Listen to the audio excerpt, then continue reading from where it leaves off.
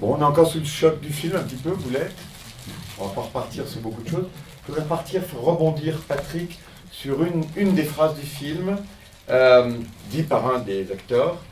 Tu penses avoir des enfants un jour? Non, j'en suis un. Je veux comprendre la vie. Donc, est-ce que comprendre la vie, pour eux, c'est forcément passer de l'autre côté de la frontière, dans un autre monde, pour eux qui ont un monde particulier?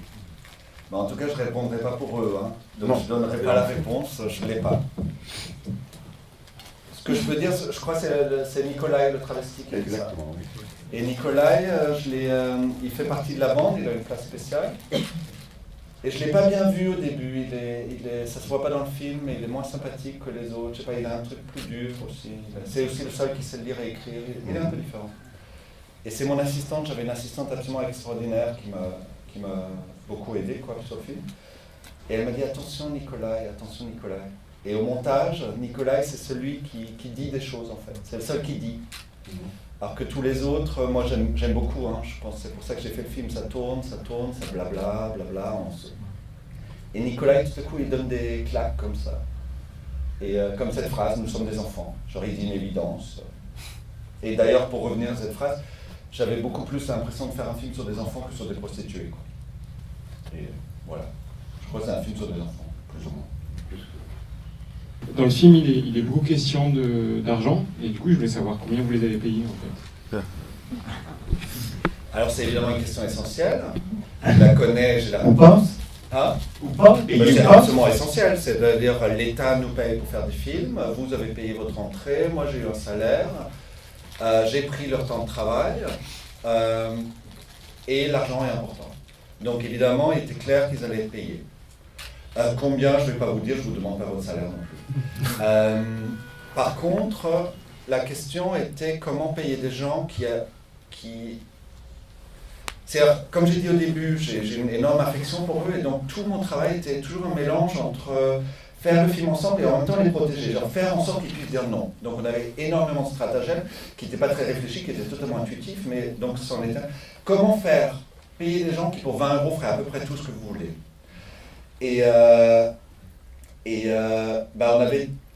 On avait trouvé un système qui est lié à un autre problème du film qui, moi, me touche beaucoup chez eux, c'est qu'ils n'ont pas d'espace à eux, ils n'ont pas de lieu à eux. Et quand on fait un film sur quelqu'un, une des questions les plus simples, c'est où est-ce qu'on tourne? C'est une question de base. Et là, d'évidence, on n'avait pas de lieu où tourner. Donc vous voyez le vrai bar où ils travaillent avec le billard, mais bon, c'est un lieu où ils travaillent. Il y a la boîte de nuit, c'est une vraie boîte de nuit. Il y a l'appart, c'est vrai, mais c'est pas leur appart parce qu'il y a plusieurs squats à Vienne comme ça. Et la rue, ils détestent marcher dans la rue et tout ça. Vous aurez votre réponse. Et donc, à un moment, pendant la préparation du film, j'ai dit à l'équipe, bon, on va louer des lieux, quoi. Ils ont dit, ouais, mais c'est pas... On fait un documentaire, quoi. J'ai dit, oui, mais c'est pas grave, on va louer des lieux, quoi. Et cette idée de lieu, d'ailleurs, elle vient des HLM viennois, d'entre-deux-guerres. Il y avait toujours un espace pour que les enfants puissent jouer. Donc bon, on a loué le coiffeur, le garage et le bar au début où ils dansent. Et en fait, on a tourné 4 semaines. Chaque semaine, on a loué un lieu qui était comme des salons dans la ville. Ils venaient et on faisait notre stage MJC d'improvisation de vie, quoi. C'est ça qu'on a fait, en fait. Ce que vous voyez, c'est des séquences d'improvisation à partir de ce qu'ils vivent. Et en fait, ils étaient payés pour venir dans le lieu. Donc ça rendait le tournage un peu cher, mais parce que si vous veniez que pour boire une bière, vous étiez payé autant que celui qui tournait. Et ils étaient payés à tarif horaire. Puis j'étais hyper strict, ils ont dit oui mais Patrick, on va quand même négocier, t'es moitié arabe, genre t'exagères. J'ai dit non, je vais pas négocier. Mais du coup ça devenait très sérieux, c'était un tarif horaire. Voilà, donc ils ont tous volé des montres pour être à l'heure. Et du coup, pour la première fois de la vie, ils étaient à l'heure quelque part. Voilà. Une autre phrase qui est dite par un des personnages, avoir une famille, c'est le plus important dans la vie.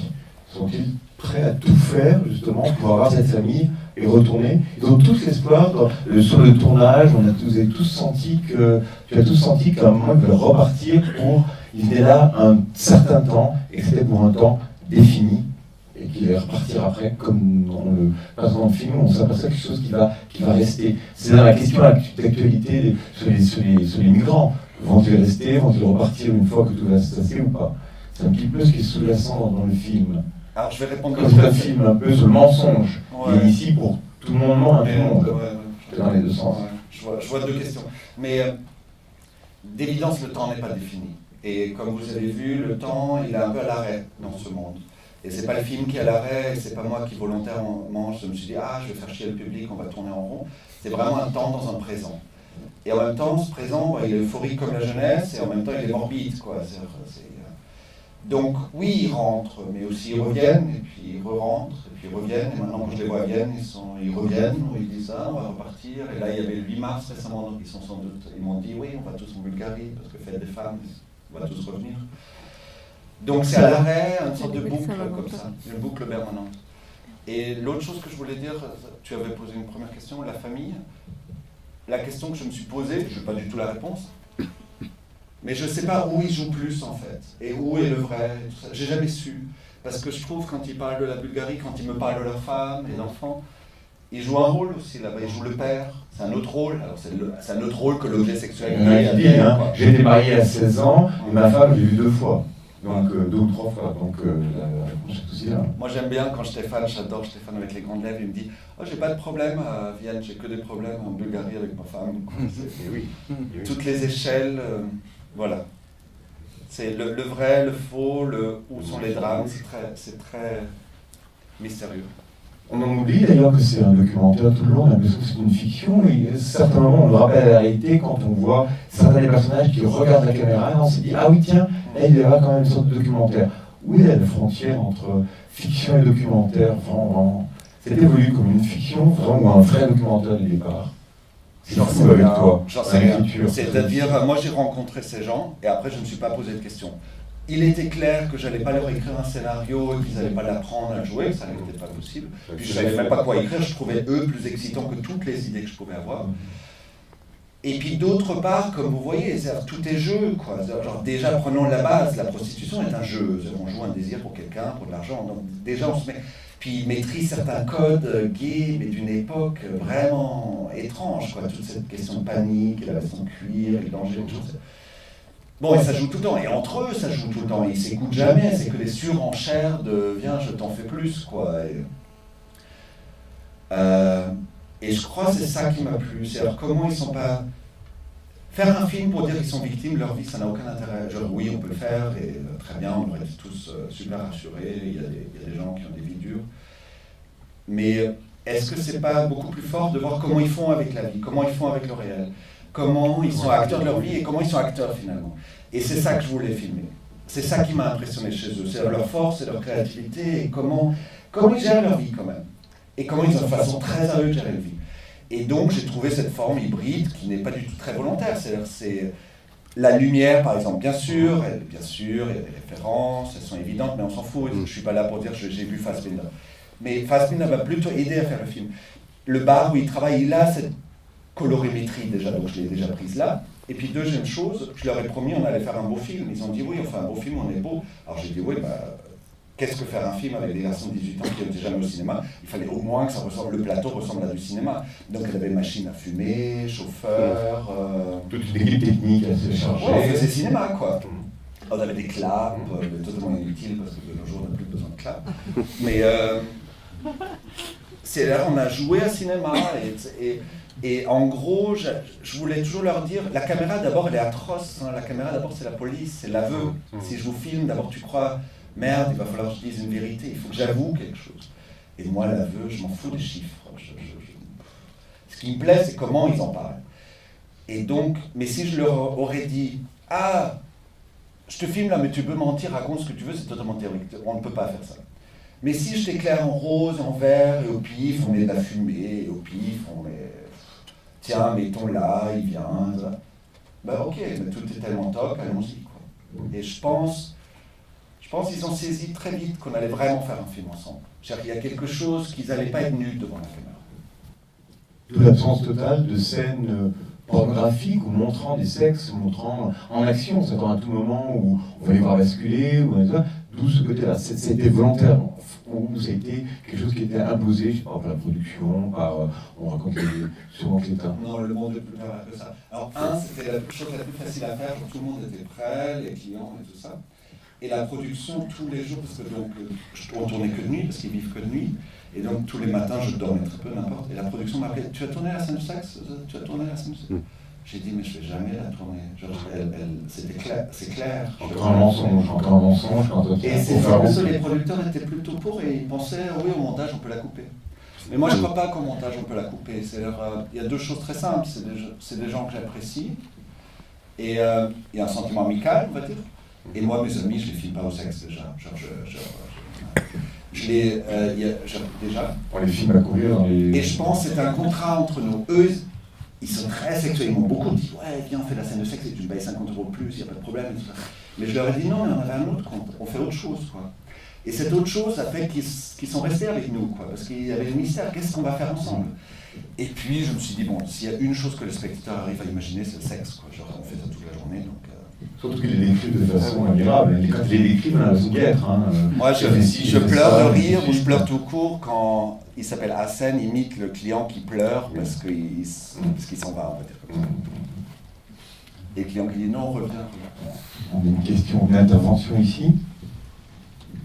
Oui, je me demandais par rapport à la langue, en fait, quand il parle en bulgare, en fait, est-ce que toi tu comprenais ou bien il y avait juste filmer comme ça puis comprendre après?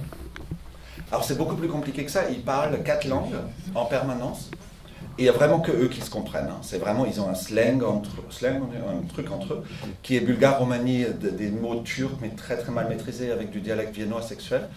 Et donc, ils mélangent dans la phrase les langues.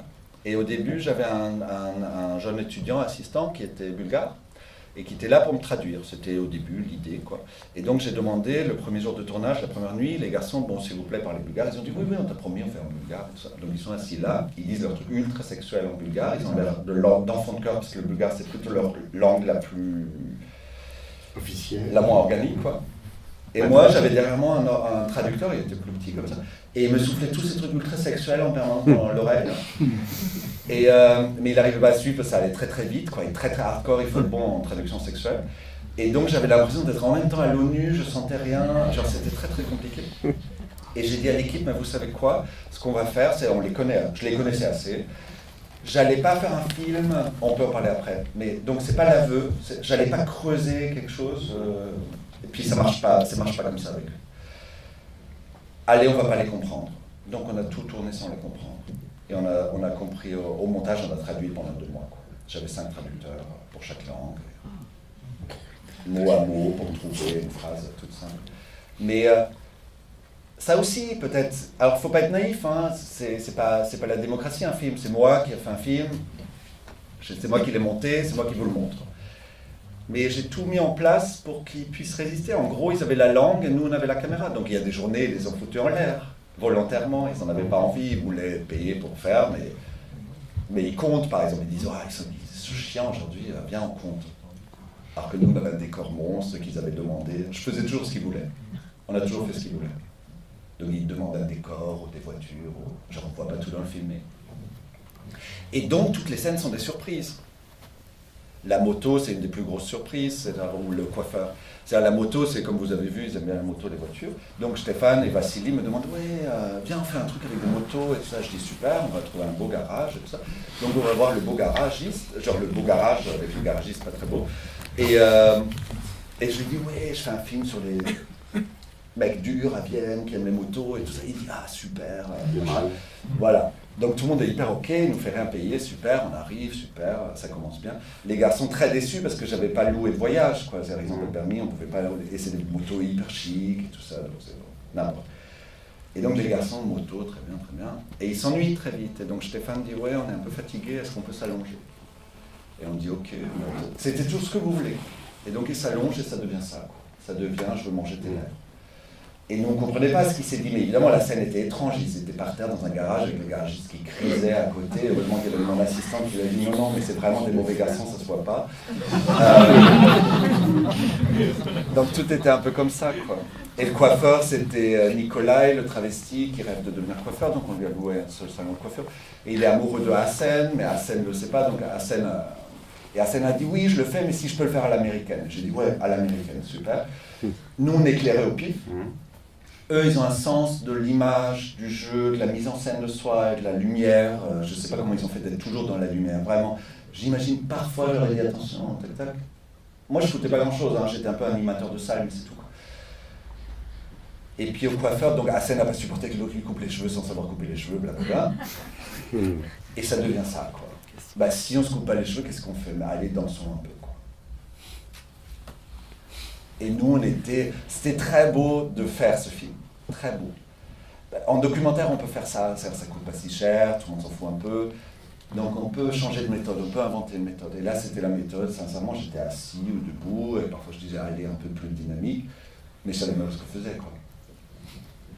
Est-ce qu'ils étaient tous au même niveau à peu près, ou s'il y avait quelques-uns qui se détachaient, si des chefs de clan, des petits chefs de clan, qui en embarquaient plus d'autres? Est-ce qu'ils avaient tous la même exigence? Alors dans la vie, il n'y a pas vraiment de chef. Il y en a certains qui ont plus d'autorité, c'est ceux qui gagnent plus d'argent, par exemple celui avec le plâtre, ou un autre que vous voyez dans le fond, qui a pris moins de place dans le film, et qui a par exemple 3 frères, et lui il se débrouille vraiment bien, et donc il paye beaucoup pour les frères, mais la hiérarchie, c'est vraiment un groupe. Et c'est vraiment un groupe solidaire quand même. Genre, ils ne se laisseraient pas tomber, il y a un truc comme ça. Mais par contre, dans le film, puisqu'il y avait cette méthode que tout le monde était payé, donc j'avais toujours 5 garçons avec moi, à peu près au moins, se détacher simplement ceux qui voulaient jouer, quoi. Mais c'était comme quand je dis MJC, c'est pas une blague, on voit bien les ados qui aiment et ceux qui n'aiment pas, quoi.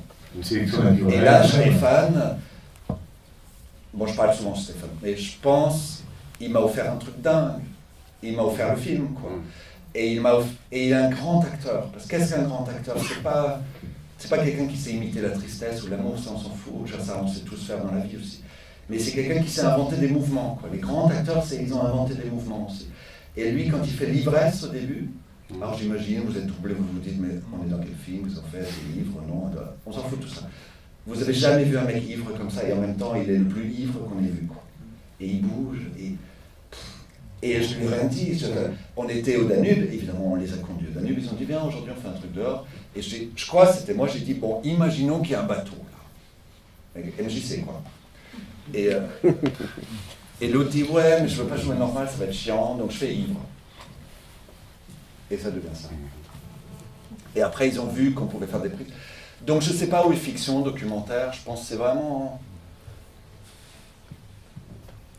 Le cinéma permet de faire des choses ensemble, quoi, de vivre quelque chose ensemble, de capter au bon moment, et de le partager, quoi.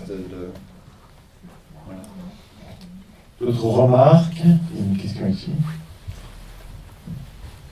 Parlons de la langue tout à l'heure. En fait, en Bulgarie, on sait qu'il y a des tensions entre les différentes communautés, entre les turcophones, les bulgares et tout ça. Est-ce que vous avez senti que ça, le fait qu'ils se retrouvent tous dans le même sac en tant qu'immigrés, leur faisait dépasser ces tensions qu'ils ont dans leur pays? Est-ce que vous avez senti ça? Ou est-ce que vous sentiez quand même ces conflits qu'ils pouvaient avoir dans leur pays au sein à Vienne? Ce que je pourrais répondre, mais ça sera plus banal, c'est que ce qui est clair, c'est qu'il y a une raison pourquoi ils ne sont pas en Bulgarie.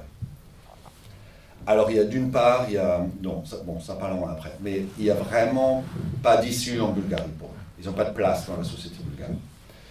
Et on les marie très vite, ils font des enfants, et après il faut aller chercher de l'argent. Et leur père trimballe un peu de métal de droite à gauche, et donc c'est l'ennui, et d'ailleurs ils ne veulent pas retourner en Bulgarie. Tout ça.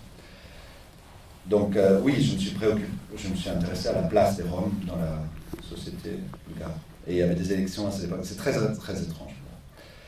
Et d'autre part, bon, on va pas dire... Et d'autre part, Stéphane m'a dit comme ça pendant le tournage, juste pour donner un autre envers, même ça répond peut-être même plus. Il m'a dit, Patrick, tu veux que pour les Autrichiens, je te fasse une interview où je te dis que ça serait bien qu'on soit en peintre en bâtiment. Une interview politiquement correcte. Ouais, c'est elle comprend tout à fait. Voilà. Il dit, tu veux que je fasse un truc comme ça, et ça plaira aux Autrichiens si je dis, ça serait mieux qu'on soit peintre en bâtiment, mais on n'y est pas arrivé, parce que c'est difficile, et tout ça. Je lui ai dit, tu sais, Stéphane, vous dites tout ce que vous voulez. Il dit, bon, c'est bon alors, parce que j'ai hyper envie de dire ça, parce que je le pense pas. Donc c'est aussi une bande de flemmards. Genre, je dis ça avec plein d'affection, j'adore les flemmards. Genre, la prostitution, c'est compliqué, mais ça va très vite, quoi. Tu parlais d'une intemporalité, mais justement, ils sont tous très jeunes. Alors, est-ce qu'il y a un temps qui est donné parce qu'ils sont jeunes à cet endroit-là? Après, je vous laisse répondre, hein. Moi c'est un sentiment qui m'a bouleversé. Je trouve le cinéma, on s'occupe de deux choses, c'est l'espace et le temps, c'est avec ça qu'on travaille, quoi. L'espace, il n'y en a pas, donc on a créé ces espaces de théâtre qui ressemblent à leur théâtre de nuit. Et le temps, ben moi ça me passionne, ça a certainement saoulé certaines personnes de vous, mais sachez que leur vie est autrement plus saoulante, c'est que c'est un temps à l'arrêt. Et moi, ça me touchait, quoi. C'est ça que j'essaie de montrer dans le film. C'est que ce temps à l'arrêt, c'est évidemment le fruit. C'est-à-dire, si on vit dans un vrai présent, personne de nous vit dans un vrai présent. On vit toujours inscrit dans un temps. Et là, j'ai réellement rencontré des gens qui ne s'inscrivent pas dans un temps. Jamais vous avez la phrase « je viens de là, mes parents viennent de là, mon village était comme ça, et maintenant je suis là ». Et peut-être demain, personne ne dit « je » d'ailleurs. Il n'y a aucun sens d'identité. C'est vraiment, tout est flottant. C'est un groupe flottant à l'arrêt. Et je crois la discothèque m'émeut, pas la scène, elle me plaît, mais la vraie discothèque m'émeut parce que on sent très fort, quoi, quelque chose de... Bon, le vrai délire, c'est une vraie discothèque, hein, c'est pas une moitié de discothèque, c'est vraiment, c'est maintenant, on va s'achever par la danse, et en même temps, de quoi sera fait demain, genre la mort haute quelque part, quoi. On sent bien, c'est très poreux, fragile. C'est mon sentiment. Si vous avez senti autre chose, je n'influerai pas. J'ai deux choses qui m'ont paru assez paradoxales dans le documentaire. D'un côté, c'est le rôle de Stéphane, c'est ça le jeune travesti. C'est pas grave, mais Stéphane, c'est les grosses lèvres. Oui. Mais c'est pas grave, c'est normal pour les confondre, voilà, ouais. Eux-mêmes se confondent. Dans ce groupe où chacun essaye de jouer à plus macho que moi tu meurs, plus viril que moi tu meurs, lui, comment arrive-t-il à s'intégrer dans ce groupe en assumant finalement son caractère de travesti, beaucoup plus féminin, premier point. Et deuxième paradoxe, ces gamins qui vivent dans le mensonge complet tout le temps, ils ont une femme, des enfants, des machins, etc. Comment est-ce qu'ils peuvent après accepter de passer dans un documentaire où finalement, oui, ils acceptent de dire face caméra, je me fais tailler les pipes par des mecs, alors qu'ils savent qu'ils ont une femme et des gosses en Bulgarie. Bon, alors tout est mystérieux. La première réponse, je vous laisse, je ne sais pas plus que le film. Genre, je montre dans le film ce que je sais, comment Nicolas, il s'appelle Nicolas, comment Nicolas est fait, comment les autres font, et je nommerai pas ça, je n'utiliserai pas nos termes d'identité pour nommer lui il est ça, lui il est ça, eux ils sont ça, eux ils sont refoulés. Je pense que c'est pas comme ça. Et la deuxième chose, c'était évidemment une question essentielle, c'est-à-dire, est-ce qu'il faut faire ce film, quoi? Genre, est-ce que, jusqu'au dernier jour, je me suis demandé, est-ce qu'on va le faire, quoi? Genre, est-ce que c'est nécessaire de le faire? Pourquoi on le fait? Qu'est-ce que je leur rends? Qu'est-ce que je leur prends? Bon, on ne fait pas un film comme ça au hasard, parce que les couleurs sont jolies, quoi. Et puis, je les ai très impliqués très vite, je leur ai montré les plans très vite, et surtout pour leur rappeler, attention, vous dites ça, là, quand même, hein, vous avez dit ça, genre qu'ils sachent que c'est enregistré, que, on a fait une projection très vite, et ils ont juste beaucoup ri, quoi. Ils ont énormément ri de moi, ils me trouvent trop sérieux, hein, ils me trouvent vraiment chiant, ils me disent tu vieillis vite, et tout ça. Ils ont dit que si c'est tellement faux, on est juste super, on dira, genre si quelqu'un voit ça, un pervers autrichien nous a payé pour dire ça. C'est quand même... Bon, après, on a fait attention à certaines choses. Il y a 3 festivals bulgares qui l'ont demandé, on a dit non. Parce que c'est un thème très délicat en Bulgarie. C'est pas que leurs familles vont dans des festivals de films. Ils vivent dans des bidonvilles sans électricité. Donc, mais bon, vous voyez la presse et tout ça. Et puis, mais bon, c'est mystérieux. Là, ils voulaient tous le DVD, alors je l'ai donné à certains, ceux en qui je peux avoir le plus confiance, pour qu'ils ne le diffusent pas. Puis il y a eu la première... J'ai pas de réponse à vous donner. En tout cas, ils ont vu le film, ils ont tout suivi, et ils ont su ce qu'ils donnent dans le film. Et j'ai enlevé certaines choses où ils ont mal géré ce qu'ils donnaient, quoi. Genre où ils disent des choses qui vous changent rien, eux changent tout. Et après, il y a le garçon qui dit dans le film. Je trouve que c'est un des plans qui pour moi est le plus important. Et personne ne sait, une minute après, il dit tout le monde sait, quoi. Genre dans la même phrase, c'est le tout et son contraire. Donc je pense, moi, ça m'a rappelé un certain monde arabe, quoi. C'est-à-dire, tout est possible si c'est pas nommé, quoi. Mais le film nomme, mais il nomme d'une manière bizarre. Il nomme pas, attention, là, vous savez pas la vérité, là, vous non plus. Vous savez pas qui, quoi qu'est-ce. Vous avez la moitié des infos. Après, nous, on est une sorte de public cultivé, de cinéma, blablabla. Donc, le hors-champ, on le remplit.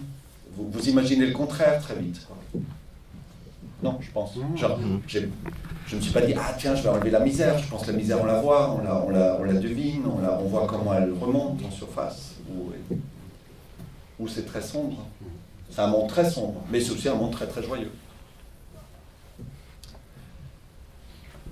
On l'a vu tout à l'heure avec Boys Like Us, tu l'as dit toi-même, ton cinéma est un cinéma de clichés. Est-ce que là, le cliché, il est amplifié, minimisé, ou alors du coup, on oublie complètement les clichés, où tu as vraiment pris le réel tel quel? Il y a beaucoup de choses sur lesquelles tu es frustré ou pas. Alors ça, tu leur as dit, Banco, on peut tout faire, vous pouvez tout faire, vous pouvez tout faire. Il y a des choses sur lesquelles tu t'es freiné et d'autres pas. Non, je me suis freiné sur... J'ai eu la chance d'avoir un peu d'argent, j'ai écrit un blabla pour les commissions autrichiennes qui sont plutôt socialistes, qui voulaient entendre un truc sur l'immigration, sur le politique. Donc j'ai eu l'argent pour faire le film. Et après, c'était Portugal. Ce qui est... Comment dire? Il y a deux choses. Moi, le cinéma est construit de stéréotypes. Comment on les réagence, comment on les prend. Et là, je suis rentré dans un monde qui travaille que avec des stéréotypes, quoi. Qu'est-ce que la virilité? Qu'est-ce que la féminité? Qu'est-ce qu'une femme? Qu'est-ce qu'un homme? Et tout ça. Le cliché du départ, ils le disent, hein, quand on est PD, on pensait que les PD c'était que des travestis avec des gros seins, et voilà, du départ, il y a des phrases d'ailleurs qui disent là-dessus, sur le cliché du départ. Et moi j'étais neutre en fait. Non, ça veut rien dire. Non, j'étais là, quoi. J'ai monté le film. J'ai monté le film. D'où le vrai documentaire. Qui n'est pas neutre. Qui n'est pas neutre. Plus de questions, plus de remarques? On va peut-être rendre. Merci beaucoup. Merci beaucoup. Un grand merci. Nous nous rappelons qu'on va pouvoir rencontrer.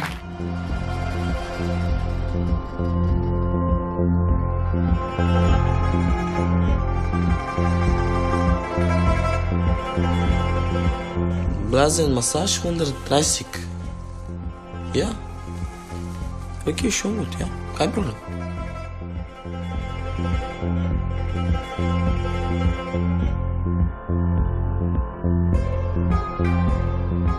Was magst du alles? Alles. Magst du meinen Schwanz blasen? Oder meinen Schwanz drinnen in deinen Arsch? Има с момчетата по 4-5 момчета. Има заедно. Ходим лятото на плажа с момчетата, вземем си бири, пиеме, пушиме, дискотеките.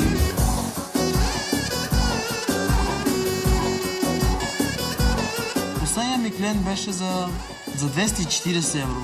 За 3 минути само да му се изпикам в устата. Аз съм 100% че има и много по-зле момчета от мен. Сега мога да го кажа с ръка на сърцето, че аз не съм ходил за 20-30 евро.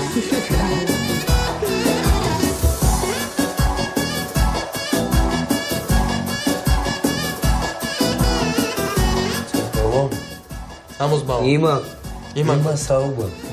Има свалба, але са окей.